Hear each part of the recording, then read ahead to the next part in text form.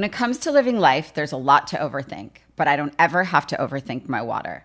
I've been drinking Smart Water for years and truly love its pure, crisp taste. It's vapor distilled through a process inspired by clouds. I love chic branding, and Smart Water's sleek bottle shape makes it the perfect accessory for any day bag, workout tote, or backpack. Smart Water is the smart way to hydrate no matter what you have going on in your life.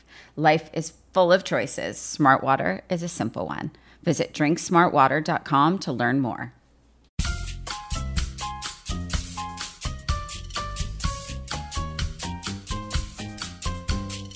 Hi everyone, I'm Rachel Zoe, and you're listening to Climbing in Heels for your weekly dose of glamour, inspiration, and of course, fun. Today, I'm joined by one of my favorite stylists in the industry, the lovely Erin Walsh. Erin is such a powerhouse, and she's sharing all about her journey from theater school, where she thought she wanted to be an actor, to assistant at Vogue, to world-renowned stylist. I've always aligned myself so easily with Erin's perspective on the fashion industry and how hard she's worked for her success. She's also a wonderful mother of 3, and I can't wait for you to learn more about her. So let's jump right into it.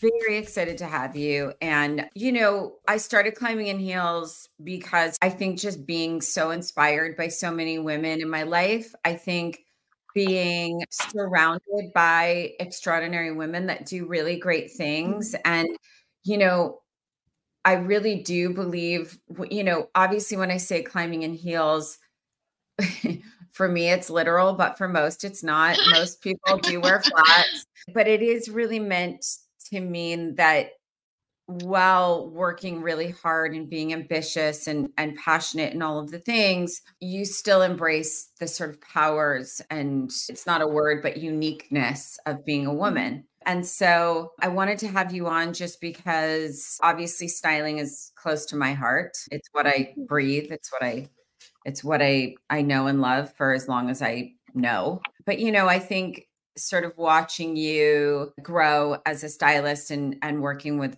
great women, I just want to have you on to talk about the journey because, for me, it's every interview I do pretty much starts with, how did you get here? how, how did you become Rachel Zoe? And then, my answer to that is always like, well, certainly not on purpose. And certainly I couldn't tell you how, because I never wrote a script or a journey or a path. And so there's not one written for you.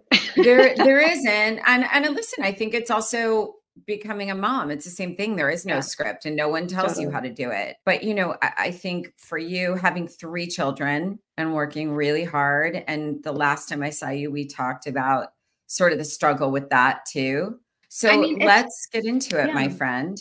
Well, you just said something that occurred to me. I haven't thought of it in this way in a minute. And even as like the title of Climbing in Heels. Yeah. I remember before I even had kids, God, it's so funny. I feel like I'm going to be crying this whole conversation. Like what I'm about to say. Like it's that dichotomy of like being a superwoman in the sense of like wanting to and doing all the things with ambition and career wise, and being a full mother, which are 2 separate things that we try to combine. But the idea of climbing in heels, it was something Lauren Santo Domingo said to me before I had Matilda, and she had 2 her kids at that point. And she was like, you know what? When I had my kids, I felt like I could prioritize. She's like, I felt like I became superwoman because she could prioritize better. She could say no easier. She had a better understanding of like what was important and what to say yes to. So it's almost like I feel like the heels with the mothering of it. Yes. It's certainly a challenge, and I don't want to act like it's all so easy, but it does help you step into a bigger version of yourself. 1,000%, because I don't think you have, I think it forces you to prioritize your time. It's like whether one wears heels or I personally think when you wear heels, you feel more empowered to do those things. So I'm all for that. But if one does not want that, like to each I'm here for that. The heels you wear, I can't even handle those. Sometimes probably not in a handful. No, but I think it's that thing, like as we grow, like we're pushed into versions of ourselves that are scary, and especially being a parent, because there's so much of being a parent that is completely out of your control and completely like Yes. not what you would expect. So Nope. like being willing to surrender into the idea of not just more, but like expanding into a bigger version of yourself. I think it's part of why we're here. And also, I think, I had my children late in life and built my career. And it was funny because, Mm, I meet people that I've been meeting more and more women lately that are like, no, I'm not having children. And right. I'm like, okay, great. Like it's almost a bit of a defense. Like, no, I'm not having children. And then they go into an editorial of Right. why or how or Right. because. And I'm like, you don't you don't Yeah, you owe don't need me to an explain it. Yeah, explanation. totally. But what I find interesting is, you know, I always knew I had to be a mother because I've always been a Mm, very mothering person, and I knew yeah, that it was same. definitely meant for me. I needed to do it, but in the throes of being a stylist, you work 24/7 a lot of the time, and I know that I definitely did for probably, a good 15 to 18 years before I had Yeah. kids. And when I recently presented you with this award in LA, I very clearly remember as you were accepting the award and you came back, and then I was talking to your sweet husband and your daughter was there. And I very clearly remember you saying we were going to go get a bite to eat because you were taking a red eye to New York. And I remembered in that moment, yeah, this is actually the real kind of sacrifice and struggle, meaning, and it may not feel that way for you, but in that It moment for depends, right? me, Yeah. I felt that for you because I remember when my kids were very little leaving. And I remember Totally. I would have to leave very often on like a Sunday, and it would be like leaving the park or leaving the Yeah. birthday party or leaving the real mom things we do, For me, especially on birthday weekends, party. right? Yeah. Yeah. And for me, that was the hardest was doing that. And I but it was great to me. And I always brought my children with me everywhere Yeah. that your daughter was with you because she saw you get Yeah. recognized. She Oh saw my God. you It was, get mm, celebrated. And then it was like, okay, now mommy has to go to work. Right. And so, but, yeah. but she, but she will know that she will have seen that. And instead of Mhm. her being home and being like, no, mommy's going to get an award and then I'm leaving and I'll Right. see you in 48 hours or whatever it Right. is, right? Right. It was okay. I'm seeing mommy get recognized for how hard she works. And Rachel, I was so floored by her that night. Like, do you know what? I don't know if your kids do this, but most of the time, my kids are not impressed, like, with all of this. And they've been on so many photo shoots. They've come to so many fittings, tried on all the clothes. They've yeah, seen it all. They know like all the people. And if I ask them opinions, I kind of or like, do you want to do this? Like, no, maybe not. But she was very excited to come. she She was. in the interviews on the carpet, she like pushed Christian out of the way and she was like, I want to do these with mama. And I was like, are you sure? And Yeah, she's that's like, what my kids yes. do. And Mhm. it was so funny. And she like wanted to have her picture. I was like, look at this little person you're becoming. This No, is it so cool. happens. And it was the first time maybe that I really saw that she was proud, you know, Yeah, and that yeah, I was just so moved by that because, as you say, like I think so often we spend our times with like worrying about the guilt and the shaming and yes, carrying it like that yes. you're not doing all the things that some other kinds of moms maybe do. Mhm. I think at this point I worry, not to say that I never worry, but I worry less about what say The the other pickup moms and the might drop think. off. Right. Well, that and like if the other moms have an opinion that not just moms, there's dads too, or Yes, humans. yes, yes. But I worry less about that and like serving them than how is this affecting my kids? And like, Sure, am of I course. praying? Because that's the thing is always, even when I knew less what to do, I've always tried to be completely present Yeah, and as much of a parent as I know how to be when I'm with them. And then there's the times that I'm not there, and that's yeah, you know, and it's hard. and it's But I hard. want I want to talk about your sort of journey a little bit because I think Yeah, there's so much mystery and excitement around becoming a stylist. And as you know, when I became a stylist, I didn't even know what it was. There was no path. There same. was no like literally no idea that I could ever have a job doing something I Yeah, loved. But I do know that now you know, you can take classes, there are books on Totally. Yeah. it, there's a million internships, there's all the Yeah. things. So I want to talk to you a little bit about your coming up in this Yeah. insanity, because it is insane and can be. And It is so totally it's, insane. I always said I was Oh, this normal girl living in a crazy world.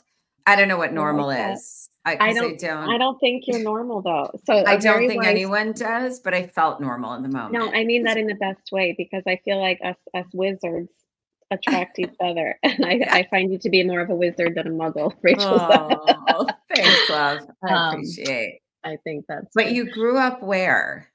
So I grew up in North Palm Beach, You and did? I wanted to be an actor. I was.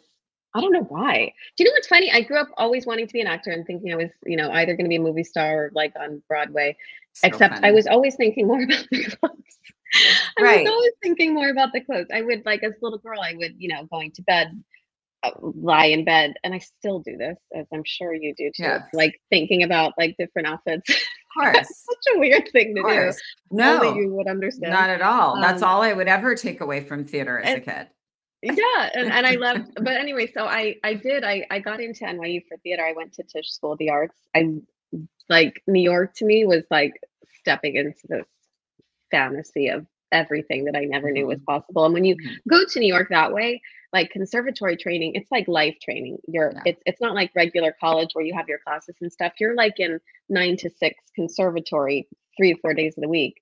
And the other thing that they teach us at Stella Adler is this idea of becoming a conscious person. Like that's the Right. first step to becoming an actor. So that was Right. my first initiation to New York and kind of like adulthood was the idea of like how can I be more present all the time? Like that's how it all started. And look, when I graduated, I think I was a good actor. I don't think I was great. I think like the things I was good at was because I am very empathic and I'm a great connector. Like I connect with people so well. So I think those Right. were my strengths. But I probably wasn't a great actor. And when I graduated, I just panicked because I all of a sudden I was like, well, what if I don't get an agent? And what if in Sure. 10 years I'm a waitress? And I was like, I don't want to fail. Like it's this I Sure. had this visceral feeling of like, well, what if I'm a failure? So I was like, okay, And your parents that's supported it. this process. Like They they were did, in but favor. I thought they I decided I was gonna quit.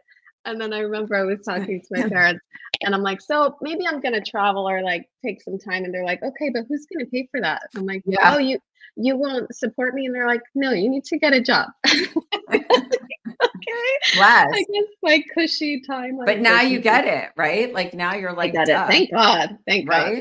right? So I managed a store and then I worked in PR for a minute and I thought I was gonna write um for a fashion magazine because I'd always been writing. I was writing plays and movies during college too. I love writing, and so I through a friend of mine who I grew up with, who was working at Vogue, she was like, "Oh, come to me with this fashion party with the girls from the fashion department at Vogue." I'm like, "Cool." It's for bags. I think.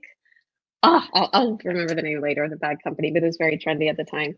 And I met Silvana, who was working in the I know accessories Savannah. department. Mhm. Yeah. And she was like, "Oh, do you want to work at Vogue? Like, there's an opening." I'm like, "Sure, I want to work at Vogue. That sounds great." Okay, break Um, my arm. and she was literally like, "Okay, we're gonna get you an interview tomorrow." And I got a job at Vogue within a week. I met with it was with Phyllis Bosnick, who Mhm. was the editor of Vogue who'd been there longer than Anna, like, Yep. and had a reputation for being very like stern and serious. She was the only one who was doing photo shoots with like Irving Penn, and She she was she one was of more my of the idols for sure. yeah, she's OG. So at Vogue, you'd have like the editors who did all the fashion spreads, like a Grace or a Tani at You the had the time. sittings and then the The market.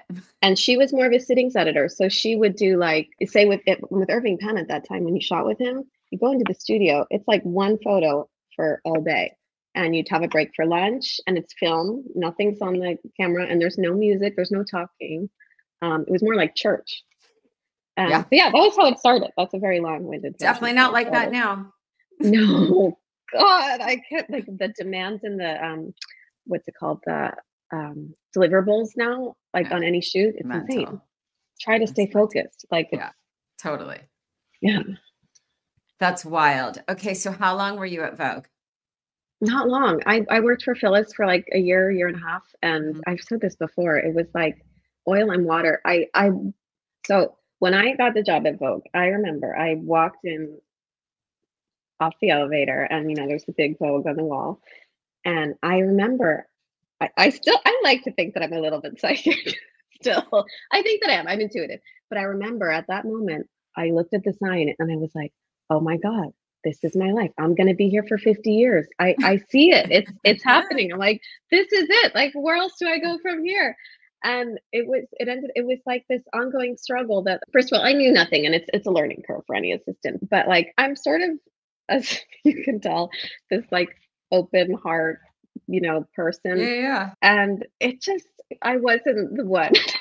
So, I got you. I I just got you. knew that, like, if It I wasn't in look your up, DNA. It wasn't it for you. wasn't, and at that time, it wasn't like, because there was other editors who like I was like hoping to transfer to, but like, the politics of it, you can't like work for someone Oh, and I then like know. Oh, I um know.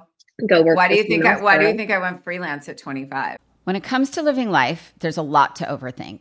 Like most working moms, I am constantly juggling my work and my family life, and sometimes all that decision making is truly exhausting.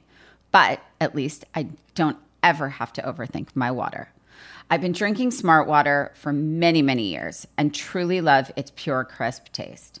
It's vapor distilled through a process inspired by clouds and has added electrolytes for taste. The first thing I do when I wake up in the morning, every morning, is head down to my kitchen to drink water. Hydrating with Smart Water is my favorite way to start the day, and making that simple choice is such a refreshing change of pace from the whirlwind of my life. Starting my day by focusing on myself and my health is so important to me. I'm always a lover of chic branding and packaging, and Smart Water's sleek bottle shape makes it the perfect accessory for any day bag, workout tote, or backpack. I absolutely love how the rounded bottle fits perfectly into my kids' side pockets for school or camp. Smart Water even looks chic displayed on any counter or vanity in my house. As most moms know, it can be tricky to get kids to drink enough water, but my boys absolutely love the taste of Smart Water, and the sports cap is great for their very, very active days. Smart Water is the smart way to hydrate no matter what you have going on in your life. Life is full of choices. Smart Water is a simple one.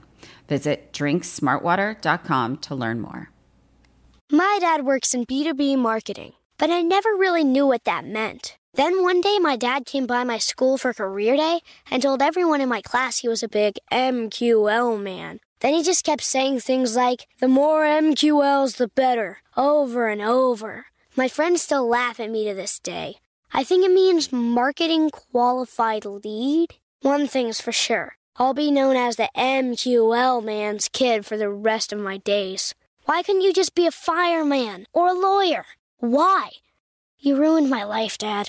Not everyone gets B2B, but LinkedIn has the people who do. And with ads on LinkedIn, you'll be able to reach people based on job title, industry, likelihood to buy, and more. Start converting your B2B audience into high-quality leads today. We'll even give you a $100 credit on your next ad campaign. Go to linkedin.com/customer to claim your credit. That's linkedin.com/customer. Terms and conditions apply. LinkedIn, the place to be, to be. AI might be the most important new computer technology ever. It's storming every industry, and literally billions of dollars are being invested. So, buckle up. The problem is that AI needs a lot of speed and processing power. So how do you compete without costs spiraling out of control? It's time to upgrade to the next generation of the cloud, Oracle Cloud Infrastructure, or OCI. OCI is a single platform for your infrastructure, database, application development, and AI needs. OCI has 4 to 8 times the bandwidth of other clouds, offers one consistent price instead of variable regional pricing, and of course, nobody does data better than Oracle.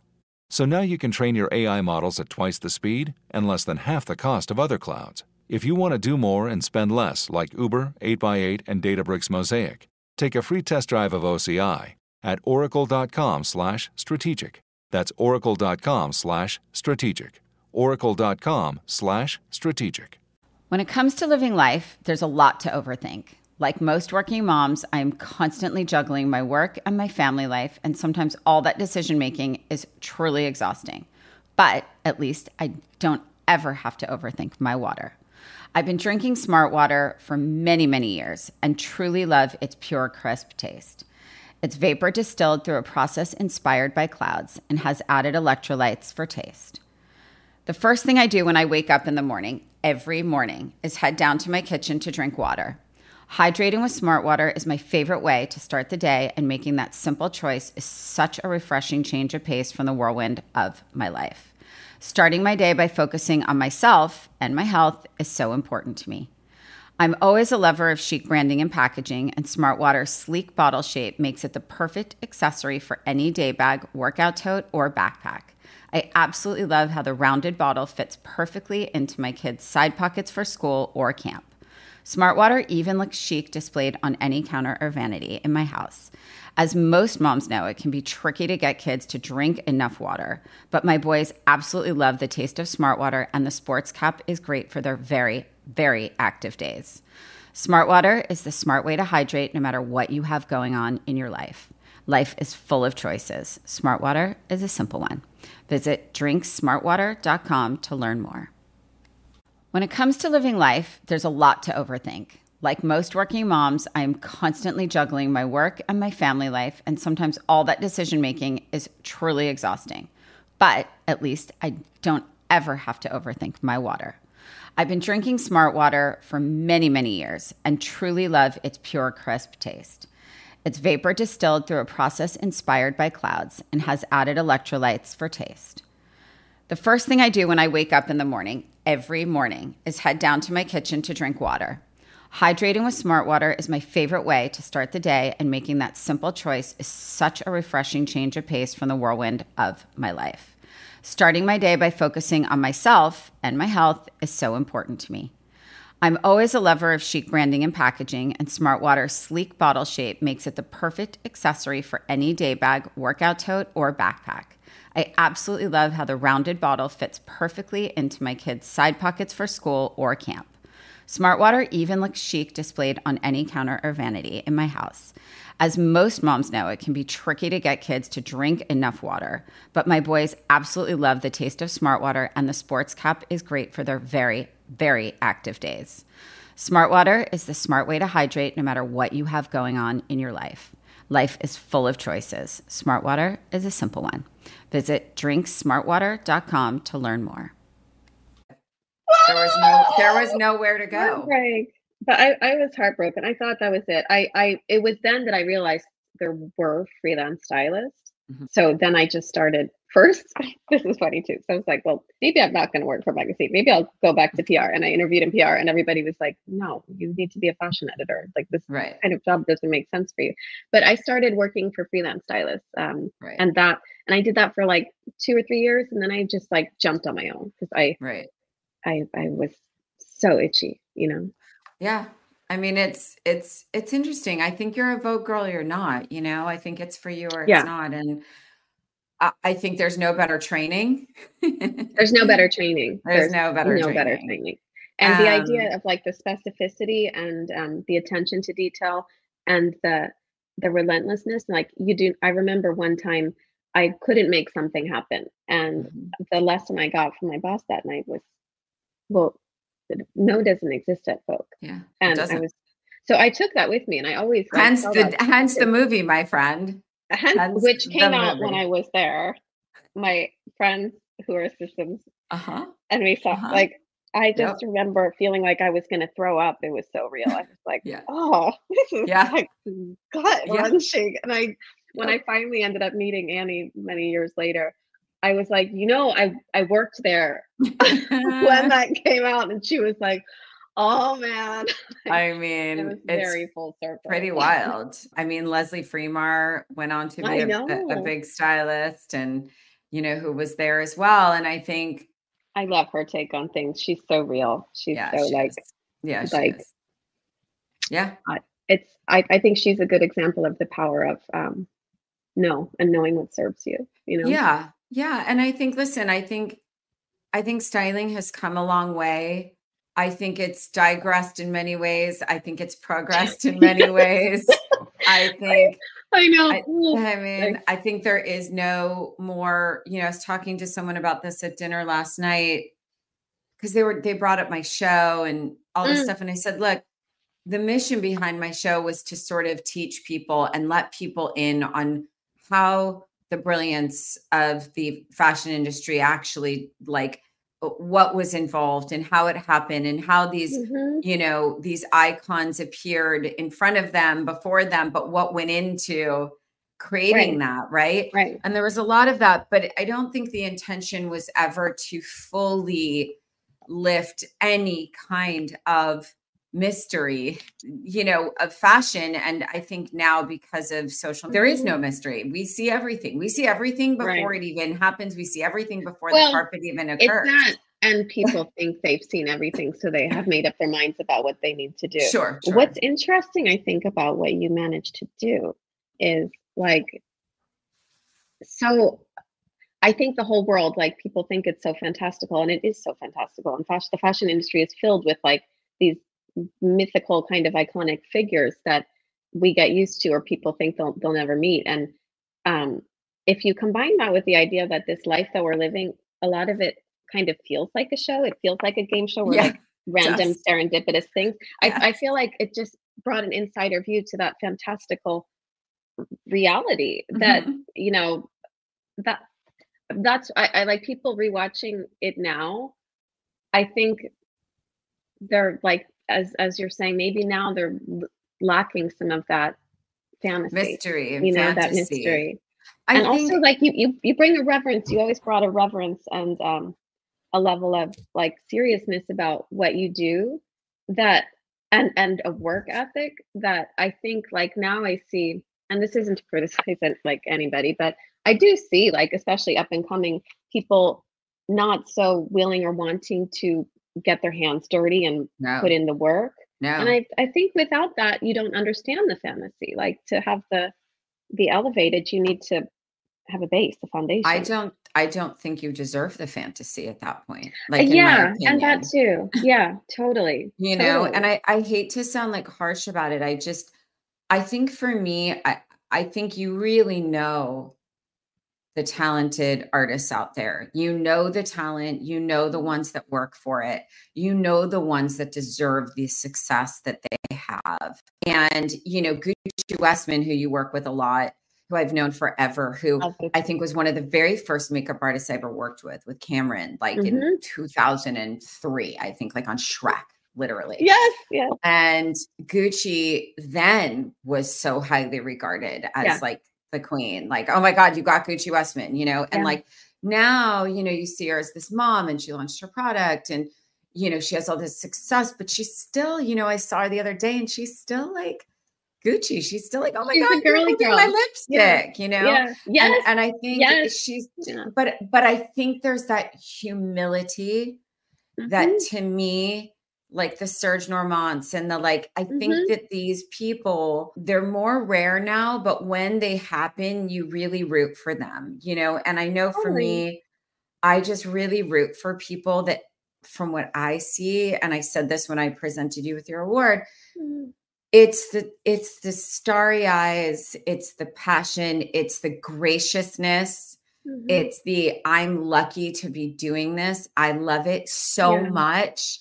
And, but also the humility to know that what you're doing is a service, right? Like, I can't believe you just said that, Rachel. It is a service. I was in the shower earlier thinking, like, what's one thing that I feel like is important to bring to this conversation? And the first thing that occurred to me was the idea that this is it all is about being of service. Like, it's not just about working with fancy people or fancy clothes or any of it. That's all kind of incidental factors that are part of the process. It is about like we're all here to, like, walk in this world as our best selves, and we look to stars to better understand how to do that. So that's a service. And like anybody I work with, I want to make them feel like the most beautiful, best version of themselves so that they can better shine.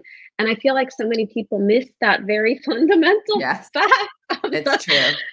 Because they get tangled up in the nonsense. Yeah, I don't get it without that. To me, it's like, without having a purpose-driven reason behind this, I don't see the point, you know? It does, like, I would have lost interest a long time ago because it's too much work and it's too much. I mean, you and I both work this way. It's too much heart. Like, there's too much of your heart on the line, and it can It be is. heartbreaking and heart-making. And Yes. so if it's not purpose-driven, count me out. Like It's true. I wouldn't have it any other way. What do you find to be your greatest sort of like fears or challenges? Like as you sit here today and having done this for several years and having kind of come up in your own way. And, and it's funny. I feel like at least when I was coming up, there was a lot of people had issues with me with the fact that I came from a good loving family. There was some resentment as to why is she working this hard? She doesn't need to. Like, she has so much support. She has a fiance or whatever. I was like, are you okay? Like, what? I'm the first one here. I'm the last one to leave. Why are you judging me? Like, I guess my question is, like, is it other stylists? Is there still that pettiness? Is there still that competition? I don't think there's that much anymore. But I think like my biggest issue is not doubting whether I'll get it done or whether I'll get it done well or whether I will be able to serve somebody, because I've put in the 10,000 hours. I really know what I'm doing at this point. My problem is that I'm still a human. And so that my feelings get hurt all the fucking time. Of course. And so it's not because, I mean, you hear things and people have opinions and not everybody will like what you do. You're not going to be everybody's. Yeah, of course. Especially in this. And I am generally okay with that. But I think the hardest part is just that, like, look, if you work in this business with people, like, there's going to be a lot of opinions and not all of them are going to be nice. Nope. So I try to, when do I have some tourmaline here? Probably. I try to wear my armor, but I'm human and I get my feelings hurt. And I find that to be problematic. And I try to, heart forward, head down, and keep doing the work in a way that feels like it's of service. And also, you're never going to please everyone. And be thankful you live in a world of cancel culture where people don't speak badly really as much anymore about people, where 10 years ago, people who knew nothing about fashion, could not even dress themselves, were sitting there attacking these beautiful, talented artists and being like, what were they thinking? Blah, blah, blah. And it's like, who wore the best? Like, are you okay? And I think I'm very happy. I want to start asking people that. Are you okay? I'm going to start.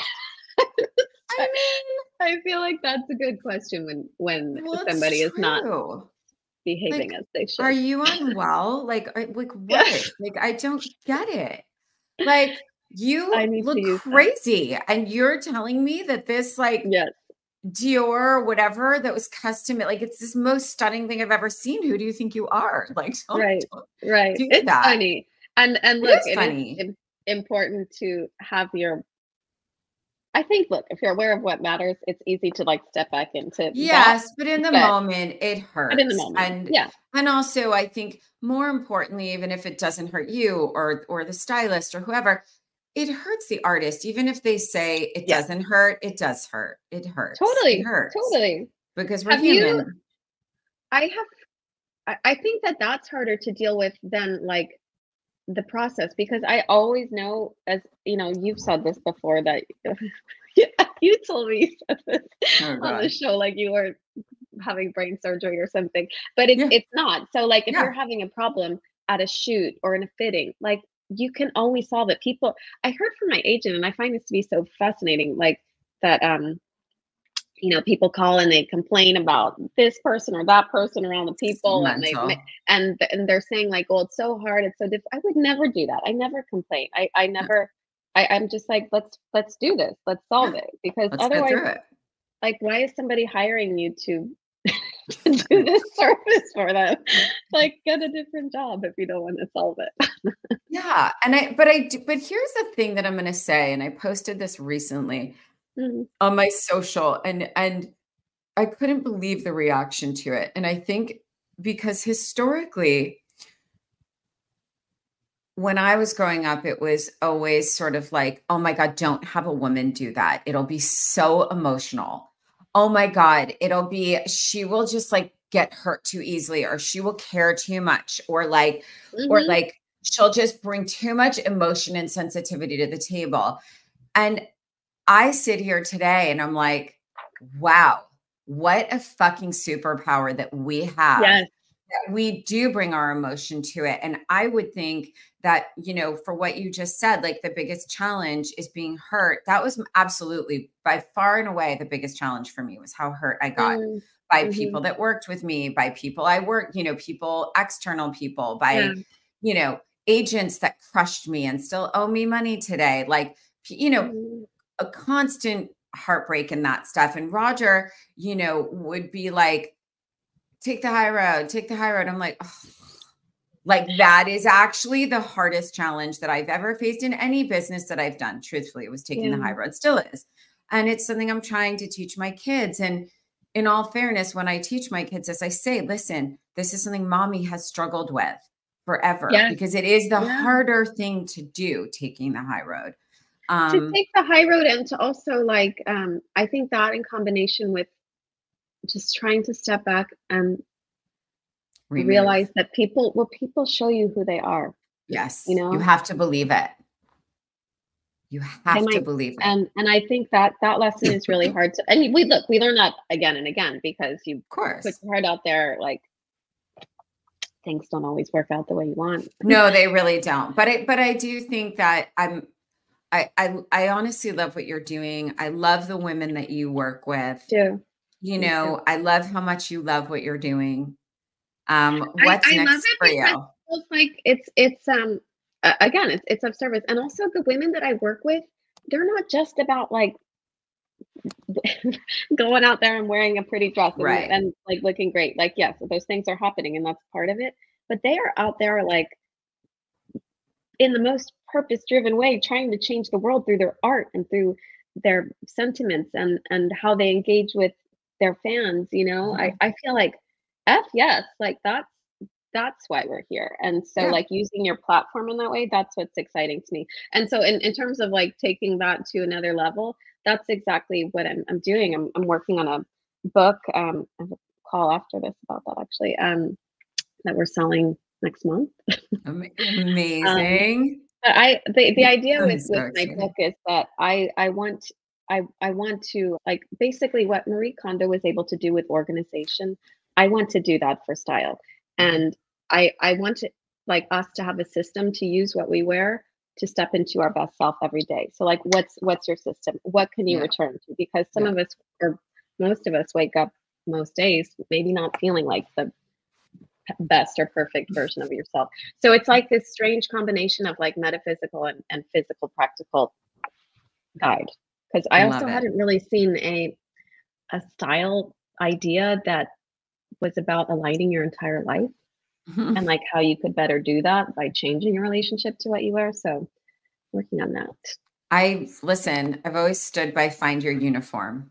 Find your uniform. And what is that uniform? You will be interviewed for the book, Rachel. Don't you worry. You can talk about that. You're the cutest. You're the cutest. It's true. That is an element, of course, of practical style. If you, because that's also the confidence thing too, right? If you don't know what works for you, like once you know that, then you can take risks and do the rest of it. 100%. But I think it's just about making it easier for everybody, because it's scary for most people, the whole process. And it's vulnerable. And like, if that's like, if all these other things are going on in the world, like we don't have to name them all because the world is very complicated. 1,000 billion%. But like, can't you start using, like, make it so your wardrobe works for you better so that you can already start feeling and living as the person you want to be? Like, I think of it as fresh manifestation. That's the idea. You're also probably too young, but did you watch the Jetsons ever? Oh my God. Do you know what? I was thinking of this recently. I did as a kid, but I can't Okay, so you need to Google Jetsons, because if you look at Judy and Jane Jetson, they used to press a button and their clothes would come around and just get them dressed. And when I was little, I would just sit every morning, every Saturday and Sunday morning. My sister had no interest in it, but I was like, oh my God, if I could be Judy Jetson and I could just snap my fingers or press a button and then it would get dressed and I could say what I felt like wearing. And like, you became I must have been Judy.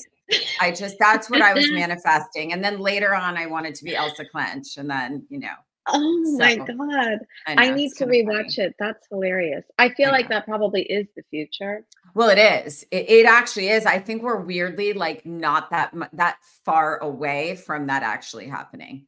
I bet in Dubai they probably do that. Let's go talk to Dubai. We need to make this happen. I'm down with that. I think people want their like the logistics of their lives to be easier, so they can spend more time like living.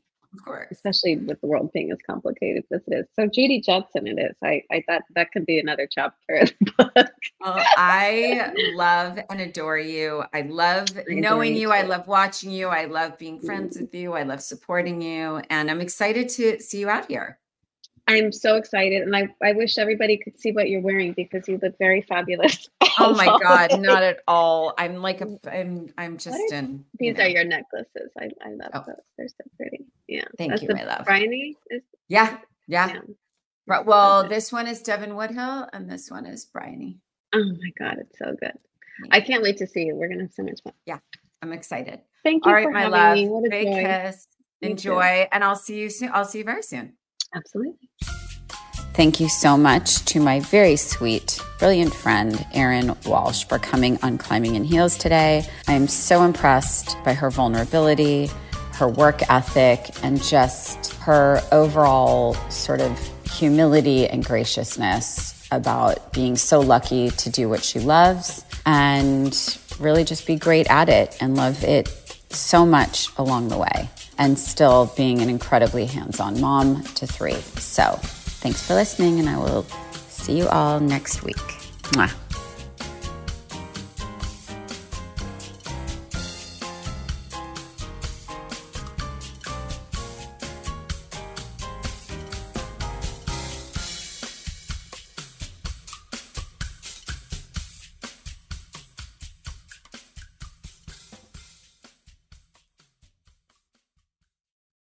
Does money stress you out? Let Facet flip your financial chaos into clarity. Finding Facet immediately put us at ease. Facet's innovative approach to financial planning ensures your money works as hard as you do, enabling members to experience the joys of having your finances in order. And that makes us Facet for life now, I guess.